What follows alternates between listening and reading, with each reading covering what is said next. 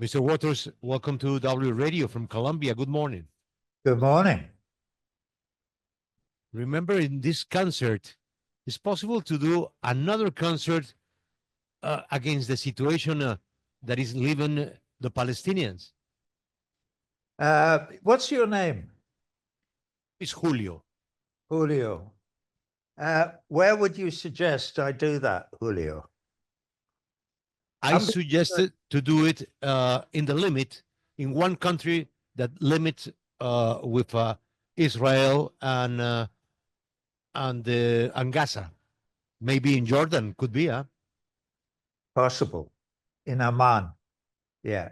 It's a beautiful concert. So maybe Mr. Netanyahu, when see 500,000 or 1 million people, will understand that it's enough, huh? I doubt that, Julio, because Mr. Netanyahu, if he has eyes in his head, must know that there are 5 or 6 billion of us all over the world who are already standing in the streets, decrying what the state of Israel has been doing since 1948 in the Middle East. So I doubt that Mr. Netanyahu would take much notice of anything that I and fellow musicians did. But if it happens, we will see. So you will think about it. Yeah.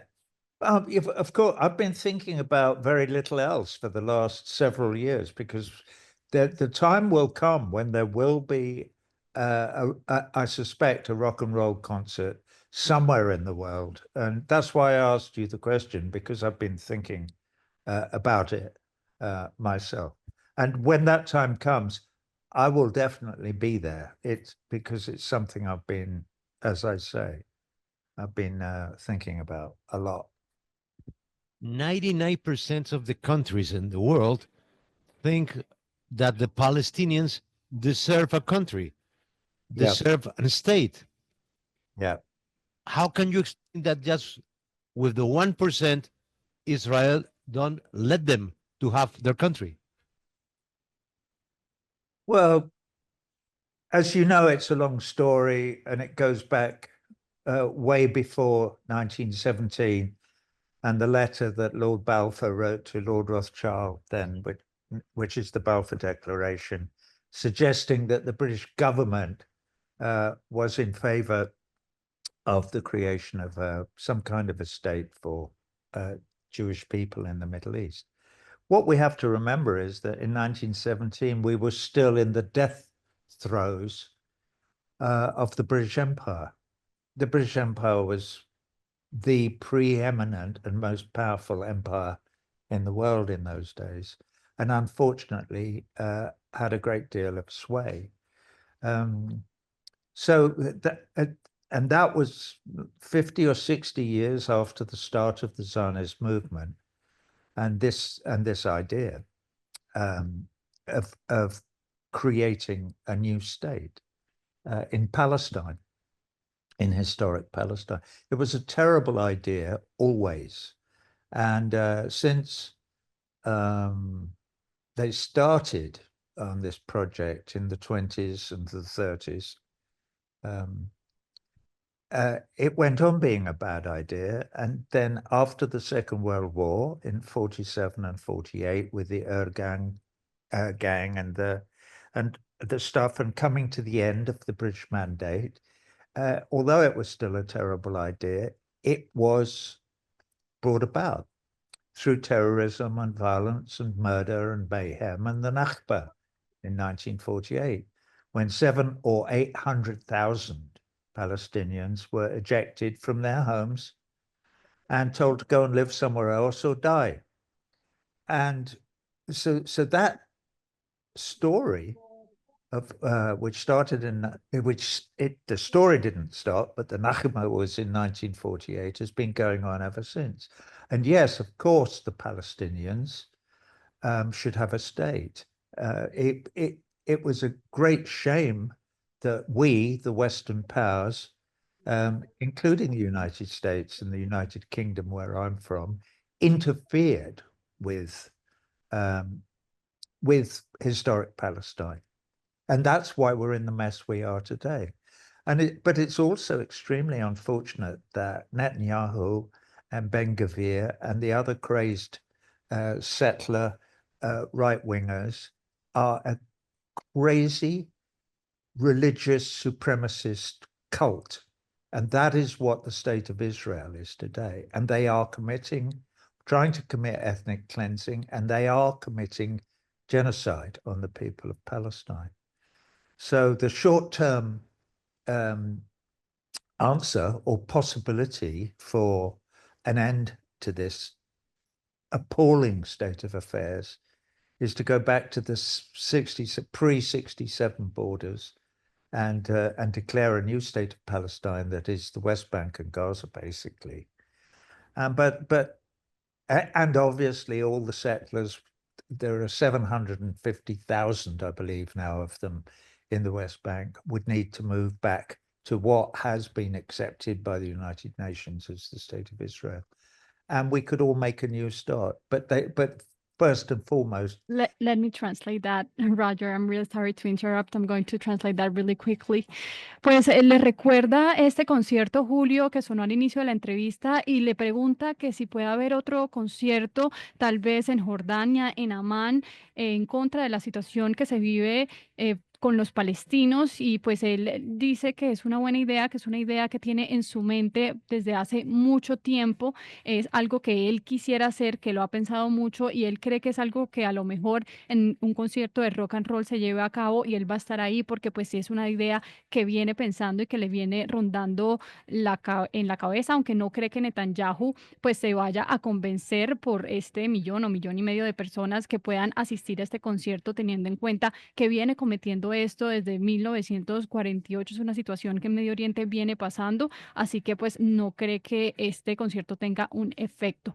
Y pues también le preguntan sobre la creación de un Estado palestino, porque pues le preguntaba a Julio que el 99% de los países en el mundo está de acuerdo con crear este Estado, ¿por qué solo con el 1% de Israel no se deja crear este Estado? Y él dice que es una historia bastante larga que se remonta a 1917 con una carta de declaración del gobierno británico, que en ese momento tenía mucho poder, era el imperio británico más poderoso en el mundo, era el imperio más poderoso del mundo, entonces tenía un poder de persuasión mucho más grande, y ahí surgió esta idea de que pues se le diera este territorio a Israel, y desde entonces nos dice que se ha visto este movimiento sionista que se creó en los 50s, en los 60s, de crear este Estado israelí en Palestina, lo cual para él siempre fue una idea terrible, y pues desde ese entonces estamos viendo la situación que viven los palestinos en este entonces. Pues la idea para él, por supuesto, es esa, crear un Estado palestino, pero nos dice que pues sería este territorio de Cisjordania, de donde fueron removidos hace mucho tiempo. Mr. Waters, but do you think that this is a thing that should be solved inside United Nations? Because there are also two big powers behind this non-creation of the Palestinian state. The United States that is supporting Israel, and on the other hand, we have, let's say, Russia and China that is supporting Iran and also, well, the Palestinian people. So what? I'm not sure what your question. Of course, you know, the first thing that has to happen, Julio, and it's not going to happen tomorrow, and it may not happen in my lifetime. We will see. It's a point I've been making for years and years, is that the United Nations has to be reformed. The power of veto of the 5 original founding members in the Security Council has to go, because it's completely undemocratic. As we know, the United Nations General Assembly has voted overwhelmingly on many, many occasions for the creation and confirmation of the state of Palestine from the River Jordan to the Mediterranean Sea. Unfortunately, the state of Palestine there is interrupted at the moment by what is already called the State of Israel. So we will see. But that move is always vetoed by the United States in the Security Council. So that is the problem. The United Nations must be reformed because it's completely undemocratic. Pues le pregunta a Juan Pablo por las Naciones Unidas y el rol que debe tener, porque pues hay dos superpoderes detrás de todo esto, Estados Unidos que apoya a Israel y Rusia y China que apoyan a Irán e Irán también que apoyan a los palestinos. Él pues dice que lo primero que tiene que pasar, que no va a pasar mañana, a lo mejor no lo vea cuando él esté vivo, es pues esa reforma en las Naciones Unidas, algo que él viene diciendo desde hace varios años. Nos dice que el poder de veto de los 5 miembros fundadores en el Consejo de Seguridad debe removerse, debe irse, no es democrático. La Asamblea General ya ha votado en muchas ocasiones confirmando su apoyo al Estado palestino y pues desde el río Jordania hasta el mar Mediterráneo, y eso interrumpido ahora por el Estado de Israel, pero nos dice que ese movimiento del veto por parte de los Estados Unidos y los miembros del Consejo de Seguridad se ha convertido en un problema, así que por eso para él la solución es que las Naciones Unidas sean reformadas. Mr. Waters, I want to go from the Middle East to Venezuela. Despite the many accusations against Nicolas Maduro for oppression of the people, political prisoners, and dictatorship, you asked Venezuelans to vote for him last year. Having seen what happened with the elections, do you still support the Maduro regime? Isn't it interesting how difficult it is to find any real news if you live in the United States or the United Kingdom or across most of Europe? Because as we know, the media is in the pocket and pockets, and deep pockets they are, of the oligarchs. So how does one get any semblance of truth about what may or may not have happened over the last 20 or 30 years in the country of Venezuela? I read everything that I can all the time about it. And as far as I can tell, the Venezuelan people have heroically survived the attacks of the sanctions from the West, exacerbated, I have to say, by Barack Obama when he was president, and claimed that Venezuela was a national security threat to the United States of America, which I think he did in 2015, which is 10 years ago now.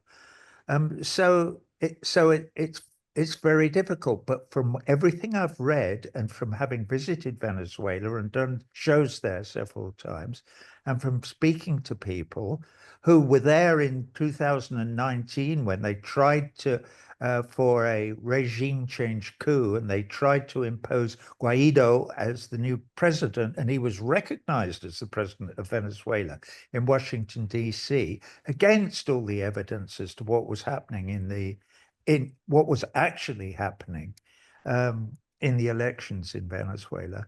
So I support the Bolivarian revolution. I supported Chavez when he was alive. And until somebody shows me anything different in terms of real evidence, I will support the Maduro government because he represents the will and the wishes of the not vast majority, but of a majority of Venezuelan citizens. And so all of those Venezuelans in the communards, in all those districts who all help each other and they live in a socialist society, I support them wholeheartedly, and I will continue to do so.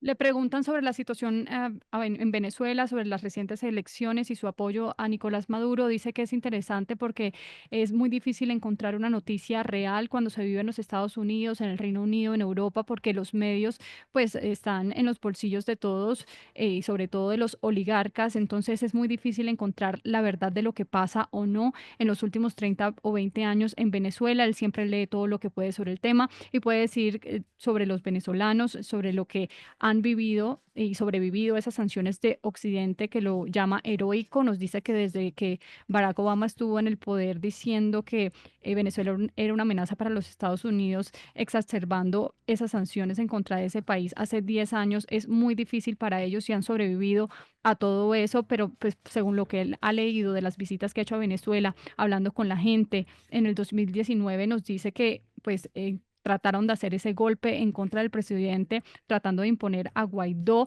reconocido incluso por Washington, en contra de la evidencia de lo que estaba pasando en esas elecciones. Entonces él apoya esa revolución bolivariana, apoyó a Chávez cuando estaba vivo y pues él va a seguir apoyando a Maduro hasta que alguien le presente esa evidencia de que eso no es lo que quieren la mayoría de los venezolanos, porque nos dice que la mayoría de los venezolanos quieren y están de acuerdo con ese gobierno. Mr. Waters, what do you think about the mass deportations under this administration, Trump's administration, especially considering these potential human rights violations involved? Well, it's going to be a huge disaster, obviously, but we just have to sit and watch it unfold. I'm no supporter of Trump, and I'm not going to go into a great diatribe about Trump, but let's see what happens. One thing that will happen if he gets his way, deports everybody who he claims is an illegal immigrant into the United States, is there won't be anybody to do any of the work that they've been doing all these years for pennies. Let's not forget that the minimum wage under federal law in the United States of America is $7.75 an hour. It's a pittance. So most of these people have been living in poverty in the United States anyway. But let's see what happens. And while we're talking about Maduro, it's a graphic choice between Maduro and somebody and the opposition. Can't remember the woman's name, or Fernandez, the guy. Graphic. It's a bit like when you're in Brazil. Is the choice between Bolsonaro and Lula? Yes, it is. I'm for Lula every time. In Colombia, is it between Duque and Gustavo Petro? Yes, it is. I support the current president in Colombia. I'm always going to support the leader who cares about the gente, about the people, and who believes in socialism and who believes in the Bolivarian Revolution. And that's the way it is. And we are in a fight, an existential fight for the soul of the human race, not just an economic fight for people for equal economic and human rights, but for the soul, because our governments have been supporting the genocide of the Palestinian people. And to do that is unforgivable. Le pregunta Juan Esteban desde Washington sobre esas deportaciones masivas que estamos viendo que está adelantando el gobierno de Donald Trump y esas violaciones a los derechos humanos que están denunciando. Responde que es un desastre mayor y que así va a ser. Hay que sentarse y verlo desarrollar. Él no apoya a Donald Trump, no va a pues extenderse mucho hablando sobre él, pero nos dice que simplemente quiere esperar a ver qué pasa si se sale con la suya y deporta a todos los que dice que son ilegales en los Estados Unidos. Nos dice que pues el salario mínimo en los Estados Unidos es de $7.75, es muy poco. La mayoría de las personas que viven con ese salario en los Estados Unidos viven en la pobreza, entonces hay que ver quién va a hacer ese trabajo que están haciendo esos inmigrantes. Nos dice que hay que esperar a ver qué pasa y mientras que hablamos de Maduro, nos dice que es gráfico en una elección lo que pasa entre Maduro y la oposición. Por ejemplo, en Brasil lo que pasa entre Bolsonaro y Lula, él siempre va a apoyar a Lula. En Colombia entre Duque y Petro nos dice que apoya al actual presidente de Colombia, siempre apoyará a esa gente y a esos líderes del socialismo que creen en la revolución bolivariana. Dice que estamos en una pelea por la existencia, por la raza humana, por el alma, no es tanto la economía de la gente y la igualdad, pero el alma, porque nuestros gobiernos están apoyando ese genocidio a los palestinos y pues eso no puede tener perdón. Mr. Waters, I'm asking this question from Beijing. You know that there's a lot going on between US, Russia, and also China. How close is humanity to a nuclear war, in your opinion? Much too close. Clearly, we, those of us who care about humanity, must put our shoulders to the wheel jointly to try and nudge the world towards the idea that the planet must be unipolar. Not unipolar, I'm sorry, exactly the opposite, multipolar. we cannot live in a world where there is one dominant empire, which is what we've been living through since the Second World War, with the American empire in the ascendancy. And they have brought nothing but death and destruction to us, we, the people of the world, and profits to the oligarchs who run America, who own America, who own the media, and who own the Congress, and who own the White House, and have done since the Second World War. So we are all involved in that battle. And that is why I'm so encouraged by the people of the world taking to the streets and standing shoulder to shoulder in support of our brothers and sisters in Palestine.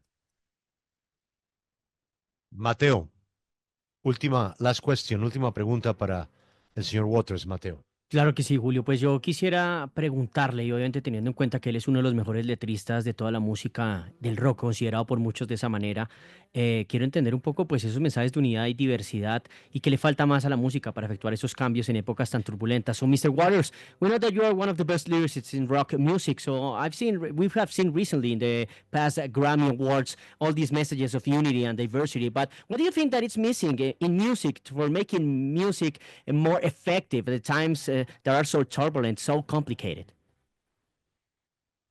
If you start talking to me about the Grammys, you're talking to the wrong guy. I know nothing about the Grammys at all.